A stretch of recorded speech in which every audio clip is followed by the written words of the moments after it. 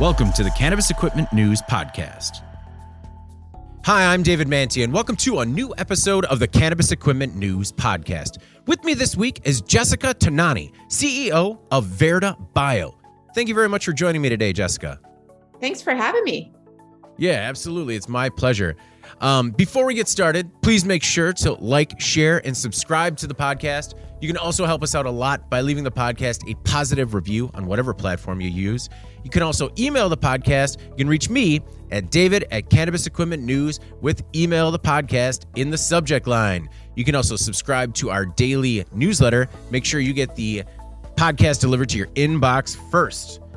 Jessica, thanks again for joining me. I really do appreciate it. I'd like to learn a little bit about you personally before we get into the business side of things. How did you find yourself in the cannabis industry?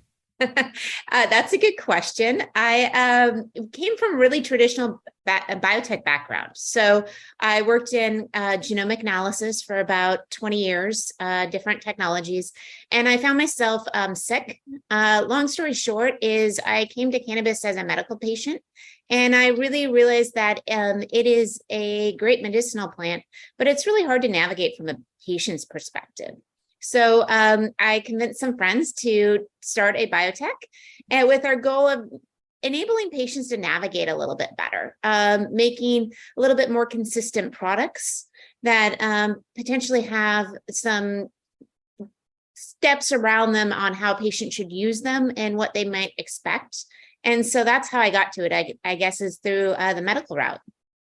What were some of the issues you were having when it came to the cannabis available on the market? Was it inconsistency, quality concerns? Yeah, it was. And this was, 15 years ago in the Washington medical market. And I think that, things have definitely changed in the last 15 years, especially in some of the more established states. But I think, one of the biggest issues that I saw was really helping other patients. So you would tell them, go and buy this product, and it would work one time for them. And then the next week when they would go to purchase it, it would be very inconsistent in the results. And I think it was a really frustrating experience for a lot of patients. And so we thought, if we stabilize the plant genetics, they would create consistent products and people could utilize those consistent products for consistent results, be them either recreational, wellness, or medicinal uses. Are you still a medicinal user? Yes. Okay. Yeah, I definitely am. Okay. I don't want to dig too deep, but was it something life-threatening that you were faced with? Yeah, it was actually. And I was essentially what happened is my stomach kind of quit working, and I had to have some surgery. It involved a clinical trial. Clinical trials are difficult to get funded and hard to get into. And so while I was biding time for the clinical trial, I was essentially wasting away. I was about 60 pounds less than I am now. I was pretty sick. And so I turned to cannabis for nausea. And, the reality is nausea is a very easy indication to find efficacy for in cannabis, but I kind of through there came to know a lot more patients that have more difficult challenges. Nausea is not a very difficult thing to address with cannabis in my mind, but there's definitely more challenges out there. So definitely still a medical user. I think everything that we do from our company's perspective is in the thought that there could be somebody using this medically at the end of the day. But, even recreationally, whatever people are using, I think people want a consistent experience. So when did you found Verda Bio, and what has it been like ever since you came to the market? Yes. So we founded 9 years ago, roughly. It was a bit of a rough road. Washington State had just legalized cannabis, and we wanted to do a research company around it. And so we went, we downloaded all the paperwork, started to fill it out. And what we have in the state of Washington is a producer license, a grower, and they're called producers here. And so we filled out the producer license paperwork, and there was a couple questions we couldn't figure out how to answer. So we went to our Liquor Cannabis Board, the regulatory agency here, and we said, how do we fill out this paperwork? And they said, you don't. You can only grow cannabis to destroy or sell in the state of Washington, not to research. So it took us about 4 years to change the law. We got the first cannabis research license issued by a state in the country about 5 years ago. And, it's an interesting market. I think it's, I tell all my friends, it's a market where you have one arm tied behind your back at all times. You never know, like banking, you can't take for granted. You can't take your suppliers for granted. You can't take anything for granted. And everything you do has a huge operating cost associated with it. We in the state have to at all times show everybody's everything from their head to their toes on all cameras. It's a lot to operate, but we do it, and I've really enjoyed it, actually. Did it make it easier because you're passionate about the product to sort of jump through all of those hoops? Yeah, I think that a lot of people, quite frankly, there was about a dozen of us that started. We were the first and only ones to get the license. Since then, another license has come on board. But, the fact that the state of Washington has been around now legal for 10 years and only has 2 research licenses is kind of an indication that you got to have some will other than just wanting to do a business around it, I guess. How did you change the law? That's a good question. I am a science major, not a history major. And so when they said you need to change the law, I said, how do I do that? Your exact question. And they said, here's the name of 2 senators. Maybe they'll help you. And so we had a Republican and a Democrat senator. I cold called them and said, this is what we want to do. And they both walked me through it. When you change a law, there's a lot to it. You have to get both the House and the Senate to sign off, and you have to go through committees, and you have to get fiscal notes to it and all this fun stuff that now, unfortunately, I've gotten pretty familiar with. Our bill was the first bill in the state of Washington to pass unanimously around cannabis. Everything else always has, outliers in the vote. Right. We got all the way through. We got to the governor's office desk, and he vetoed us because he vetoed every bill that year. We weren't dead. I thought we were dead, but it turns out that the Senate could override his veto, and they did. So it was a learning experience.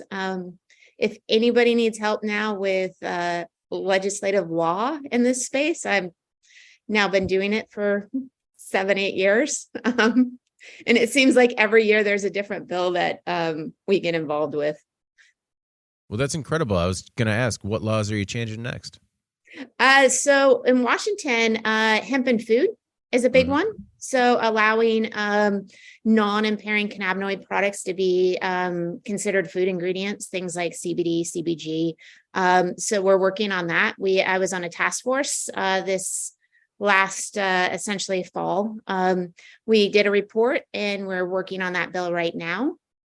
There's a couple other bills that are going through. One is essentially to kind of set a threshold for which a product becomes a regulated product. So, containing so much of a compound that has the potential to get somebody high. We've gone back and forth on impairing and all other words. So now I just say potential to get high.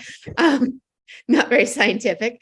But those products, I think everybody kind of realizes that there's a threshold at which below, is probably hemp, above is probably a regulated product. And so there's 2 separate bills in the state of Washington right now going through. One is for our regulators that regulate high THC products, and the other is for the regulator that regulates food ingredients. So we've been working on those. What part of the biotech industry were you in before founding Verdatech or VertaBio? I was in mostly the genomics space. So when I got out of grad school, I got into genomics was just starting. So Human Genome Project, molecular diagnostics, and that pretty quickly transitioned into plants. Most ag sciences were kind of the first to pick that up. Plants are interesting and nice because they have short life cycles in general. So you can, look at the genetics on a million plants a lot easier than looking at the genetics on a million people kind of thing. So that was the space I was in right before founding VertiBio, I was involved in a spin out of Harvard where we used little emulsions to sequence DNA. So we built a DNA sequencer using droplets. Okay. Yeah, like deflated tires, and we would inflate them with everything we needed. There, it was pretty cool. That's awesome. So, what work do you do at VertiBio? Everything. When you run a company, I think people, when they start a company, they think like, and I'm sure there are people that run companies that have like nice little, individual jobs. But I would say for a large part, I oversee like our scientific direction. We're a smaller company.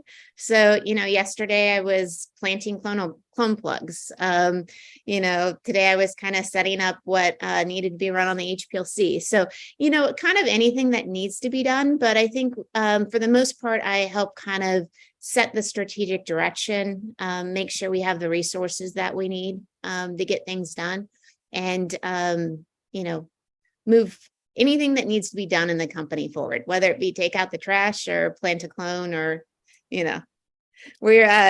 it's vacation time of the year. So we're short.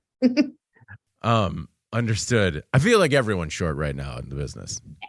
I mean, that's the thing, right? I mean, and you just do what you need to do. And the thing is that plants don't care, like plants don't care if it's Christmas or Thanksgiving or whatever. They want water, they want light, they want a human to be around. So, yeah, no, I have a new puppy. It's the same thing. Always with the food and the outside. My goodness. I know. Multiply that by we don't have that many plants going on right now. We probably have about 500 plants and about 2,000 seedlings. We do a lot of seedlings. We have some methods that we can test seedlings to figure out whether they're going to potentially make the plants we want them to make. Mm-hmm. So we kill off about 90% of our seedlings. We're pretty mean that way. It's a rough go for seedlings there. It's super rough for seedlings. So for your client base, at what stage of the process is your client typically at when they approach you? Yeah. So we broke off into two companies about 4 or 5 years ago because of different regulatory rules. So we have a hemp company, and the hemp company, we work with farmers to scale production and growth of hemp. So we generally production we start kind of planning this right around now. Seedlings usually go into the greenhouses May, into the ground June. If we direct seed, generally like first week of June. And so right now we're planning our university trials and looking at planning with our commercial partners. We generally plant about 200,000 hemp seeds a year. And then we have on that side, we have a consumer product good company.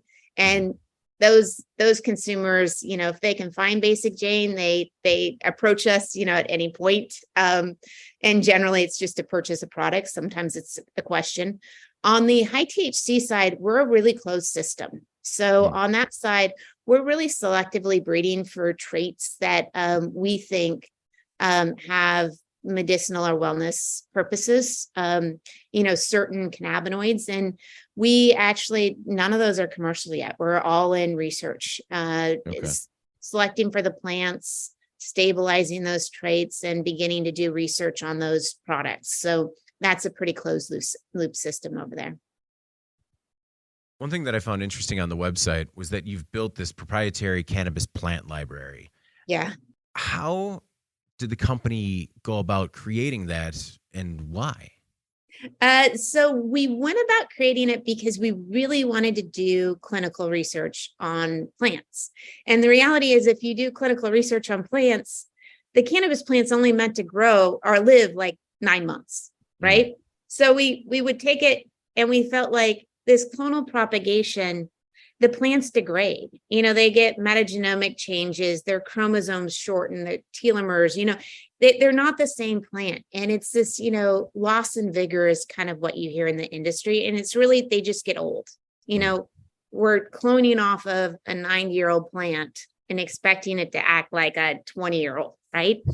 So what we thought was we need to have it come from the seed. We need to stabilize the seed so that when you put a seed in the ground, it'll be the same seed. And that means we can refresh the genetics. That takes about 8 years. And so what we did was we just started building it. We thought, these are the plants we believe that we're going to need. Let's just start selectively breeding for those plants. And so for the last, several years, we turn and burn seedlings. We select plants, we breed them, we then throw them back in the ground, and we have this continuously going on and on and on in our facility. And right now we have the seeds that are coming off right now are THCV. They'll be coming off in about a week. The seedlings that are going to replace those are actually powdery mildew resistant THC. So we just have these traits we breed for and just cycle them through the facility. How do you deal with the ebb and flow of success and failure, especially on the research side of things? I have to imagine that it's sometimes a high failure rate.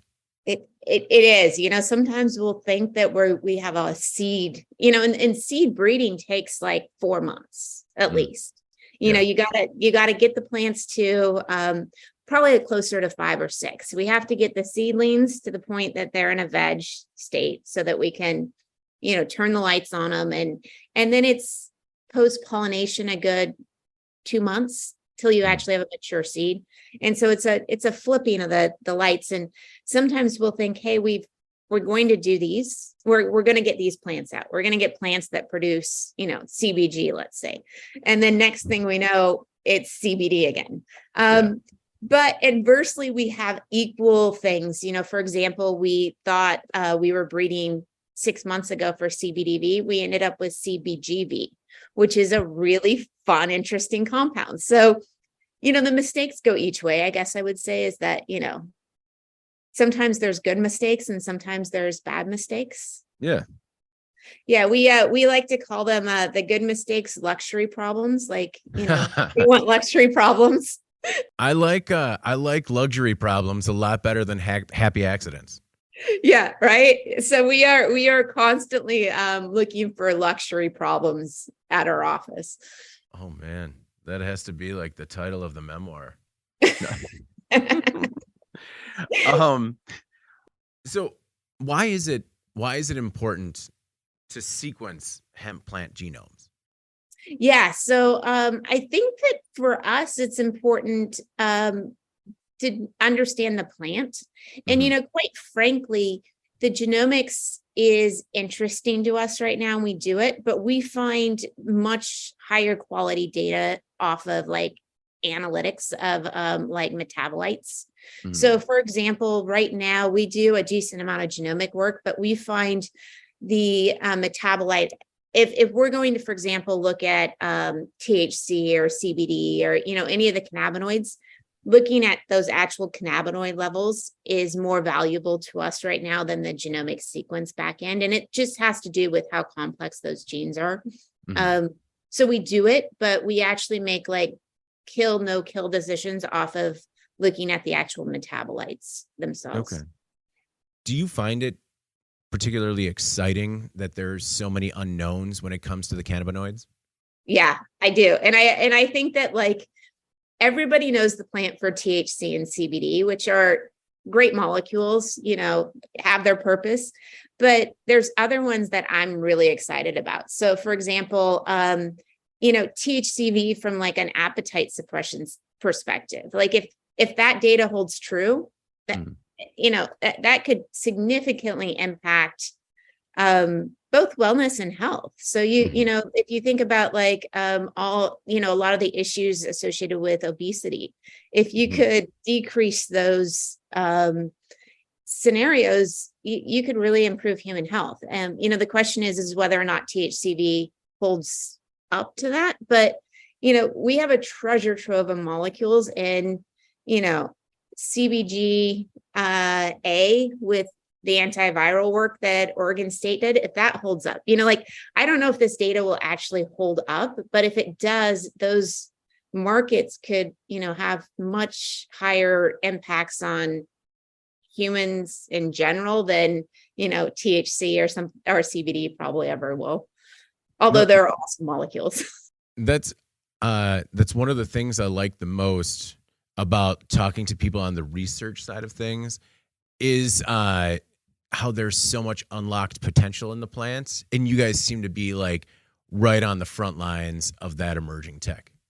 Yeah, we are, and it's really fun. I mean, I always tell people, like, I don't want to ditch or dislike CBD or THC. They're great molecules. We research them, we do it. But at the end of the day, I think, in 20, 30 years, we're going to be thinking like those are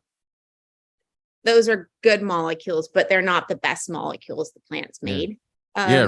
Remember when we just did THC? Crazy. Right?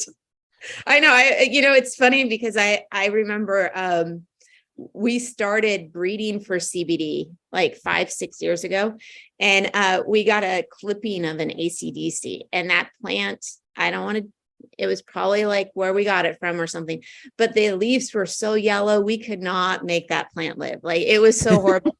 Finally, we were like, you know what? We're just going to take a THC plant with a little CBD, because they all had a little CBD in them at the time, and selectively breed. And that's how we got our CBD varietals, is from THC plants. But yeah, it used to be hard to find CBD and CBD plants that grew well.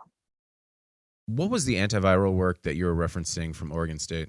Oregon State University did some really interesting like cell culture work on COVID. And they showed that CBGA and CBDA, the acid forms, delay the uptake of the virus into the cells. Oh. And so, it's all tissue culture work. I'm not advocating to go like purchase it and, expose yourself or anything, but it is probably some of the most promising antiviral work I've seen in a long time. And I think that there are some groups that are, continuing that work forward to actually figure out, if it holds true. But, if it does, I think viruses, for example, are something that are going to continue to plague us, be it, SARS viruses or other viruses. And if we can prevent uptake, could have significant impact on human health long term. No, I do. I like how you keep mentioning if it proves out, because it's, I think sometimes in this industry, people will read the introduction to the study and just be like, all right, green light it. Yeah. And it's such an interesting market because from a medical perspective, it's really been inversed. In general, like, patients go to the doctor and they say, like, what drugs should I take? And then the doctor's like, here's your antacid or whatever it is. Yeah. And you take it, right? But for this, a lot of patients came to cannabis as a last path, not like as a first line therapy. Right. And everything else failed for them. And they went and they used these products. And if you look at like the Dravet scenario with CBD, those parents didn't have any other option. And they really kind of like flipped the science paradigm upside down by saying, we're going to try this. And, oh, by the way, it worked. And, oh, by the way, doctors, now you have to accept it. So, it is a plant that has shown like this inverse clinical development, but I think we need to be careful in how much we push that inverse clinical development, because they're not all going to be, the Dravet story. Right. They're not all going to be winners. Yeah, exactly. Getting back to VertiBio. So I believe it was in May 2021, at least according to my notes, you won this competition from Agilent Technologies. Can you tell me a little bit about the competition? And I think as a result, you won an Agilent, a 1260 Infinity 2 LC system for potency testing, which obviously I know everything about because I read it. But so could you tell me a little bit about this competition that you won, the system, and how you're using it? Yeah, you bet. So it was one of these things that we saw an ad, just, like for actually it might have been years. Some podcasts like sent us an email and we were like, oh, click through. And it was a piece of equipment that we really wanted, and it's not inexpensive. We had been sending out potency testing is generally sent out to other labs. And the issue with that is it generally takes about a week turnaround time. And from a plant breeding perspective, that is a disadvantage. You kind of have to know when to harvest. You want to be able to do a lot of different testing along the development cycle. And that delay in sending out samples was costly, but the price of the equipment was overwhelming for us. So we literally had everybody in the office enter it. My co-founder, who's a clinical research nurse, apparently maybe wrote like the best paragraph. Nice. And so we were selected, we won it, and we got it installed. And what it does is it allows us to be able to look at cannabinoids quantitatively, and fairly quickly. It takes about 10 minutes a sample.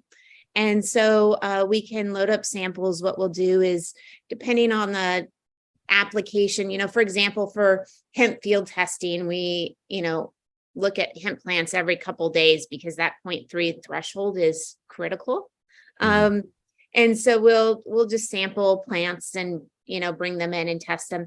From like an R&D development perspective, we will be able to look at like yields of the plants and also overall profiles. So we'll be able to say, does this plant produce CBD or THC or CBG, whatever it is, and at how much does it produce, which is critical because you could have a plant that you think is producing, let's say, for example, a lot of THC.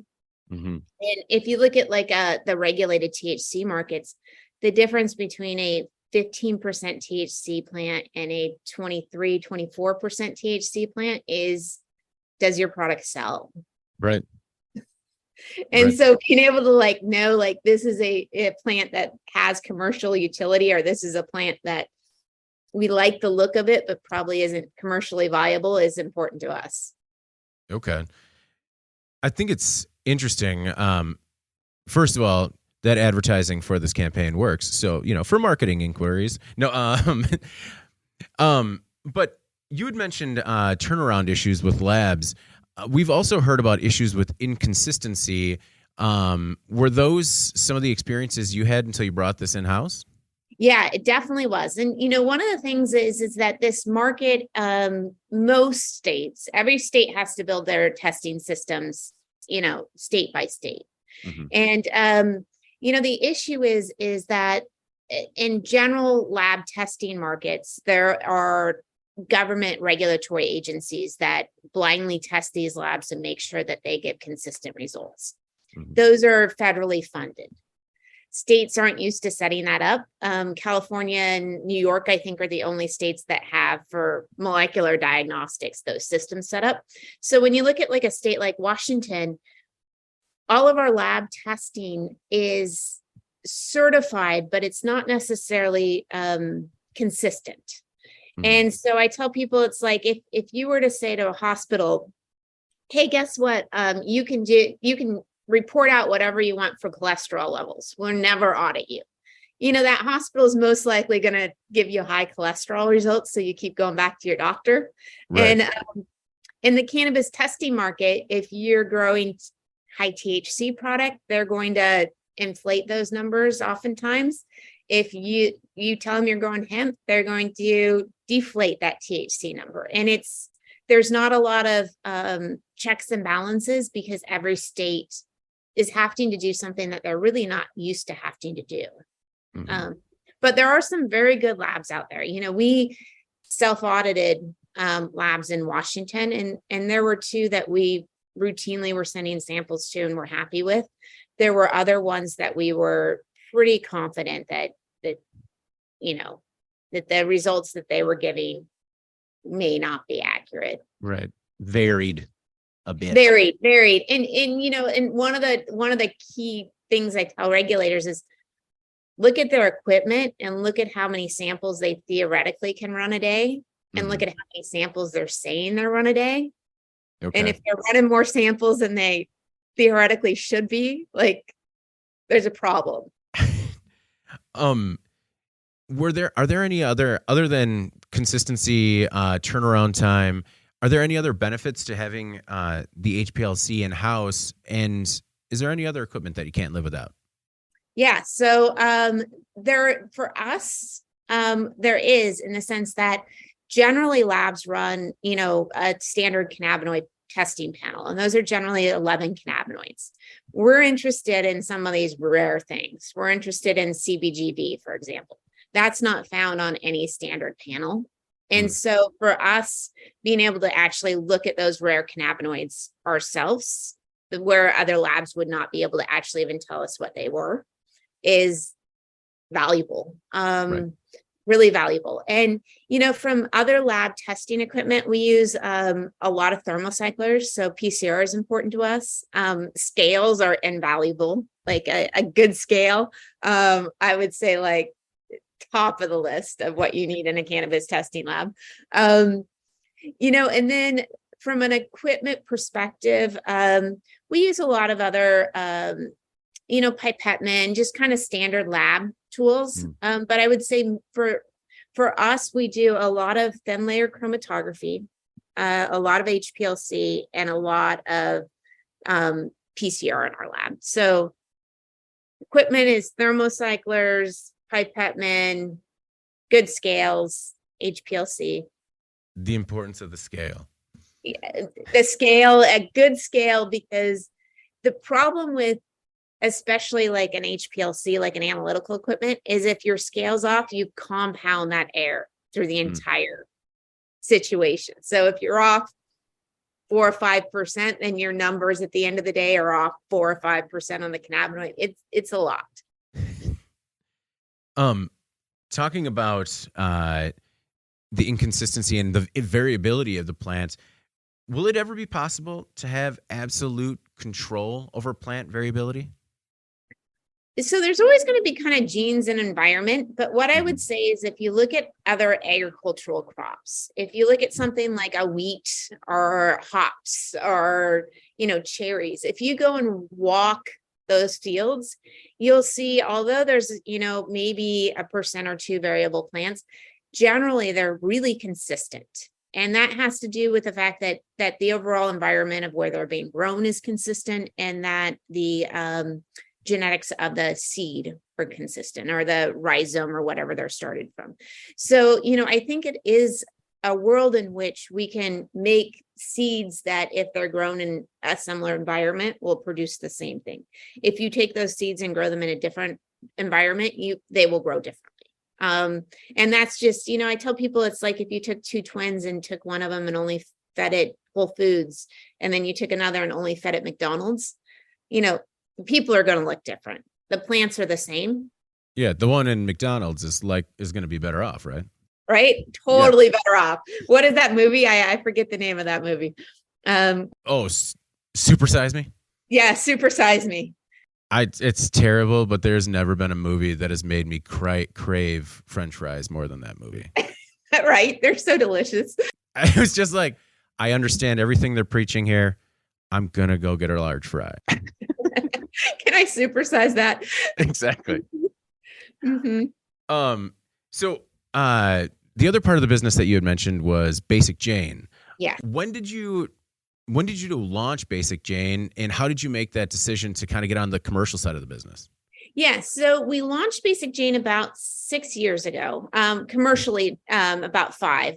And the reason that we did it was we were playing around with some product formulations, and my friend's, my co-founder's mom was using them, and she was like, I love these products. And she had a large network of friends, and they started, next thing we knew, it was like, hey, and by the way, I need 20 of those creams or whatever. And we were like, yeah, no, we can't, like, we're not a commercial company.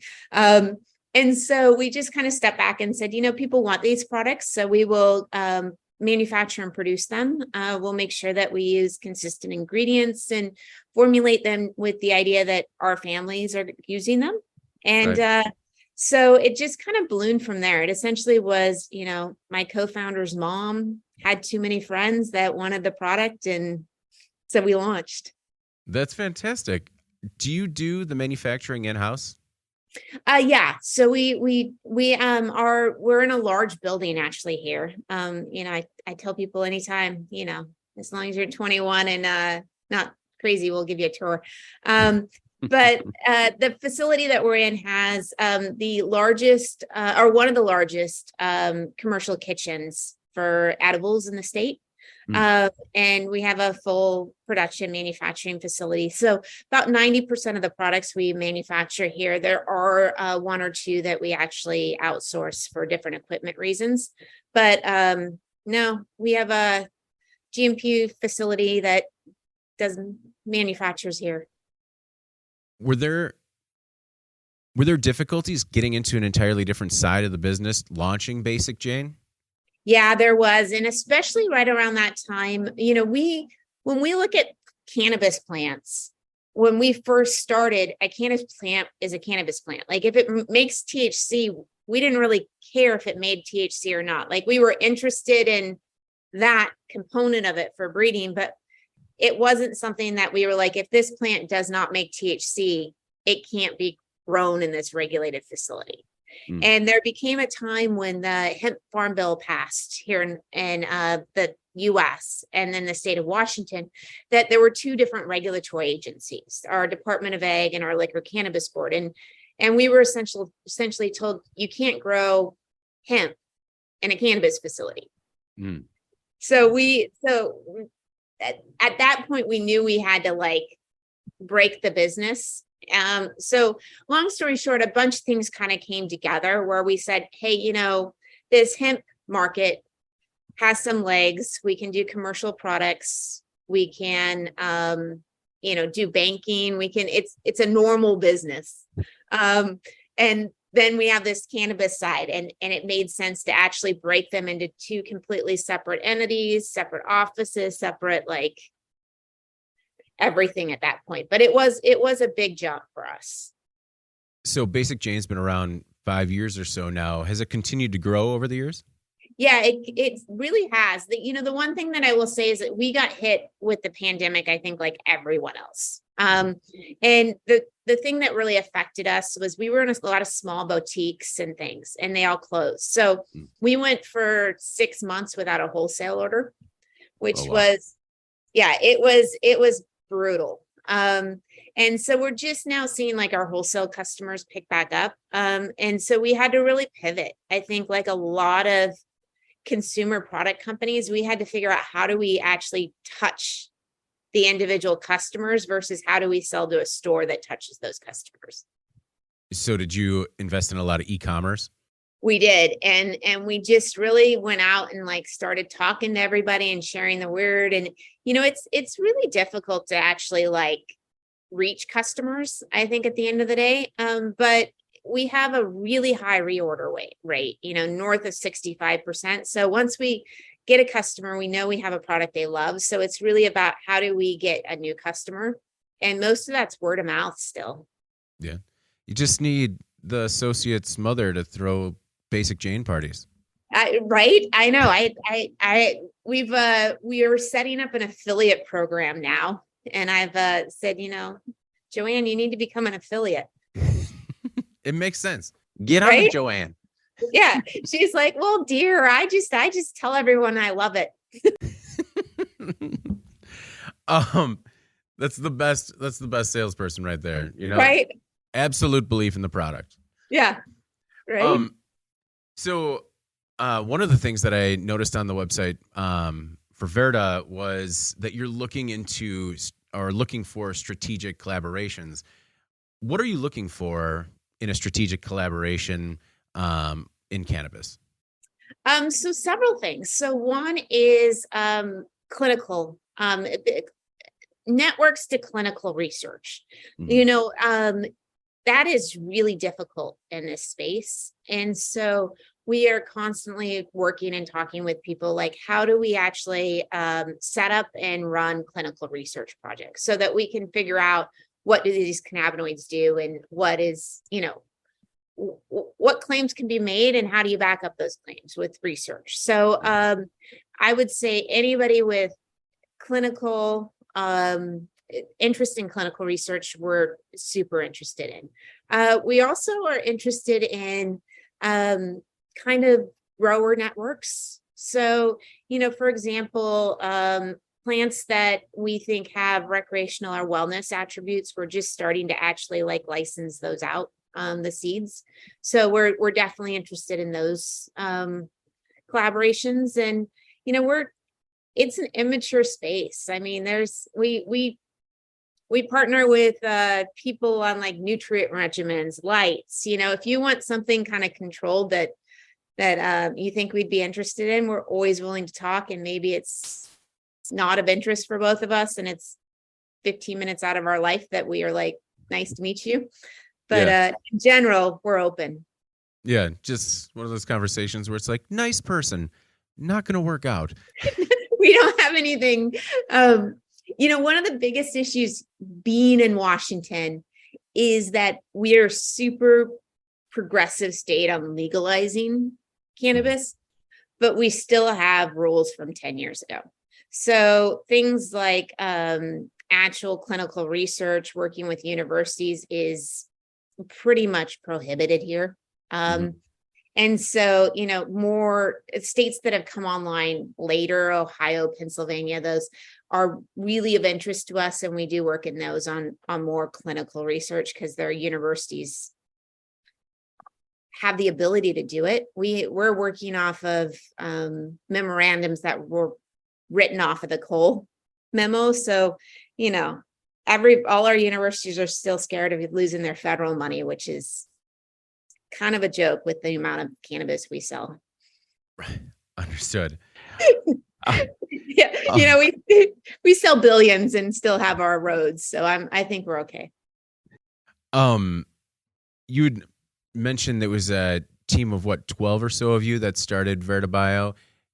Did the team remain intact over the years? Yeah, so there were 4 founders, and we completely have stayed intact. So the founders were myself, a clinical research nurse, a marketing guy, and a lawyer, which is really, I think, core what you need in cannabis, especially the lawyer component. Early days. I think things are a lot easier now, but 9-10 years ago, I think I had about half my friend group tell me I was completely insane for even thinking about doing cannabis research. But at some point, they finally turned and, 4 or 5 years down, they're like, you know what? Really didn't believe in you, but you nailed it. Well, and hilariously, now, some of them are founding their own companies in the space. Oh. So I'm like, late adopter, it's okay. That's right. You're the pioneer. Yeah, we got a lot of bruises from that. When it comes to the research side of things, is it easier to work state to state, or I don't want to say interstate commerce, but work across state lines on a research level than it is trying to get a product or plants across state lines? Yeah, definitely, because research oftentimes doesn't require the actual physical plant. So, for example, we've worked with groups like Argonne National Labs or, Baylor, different groups on genomic material. So we can isolate the DNA here in our facility. And once it's just DNA, it's 100% legal.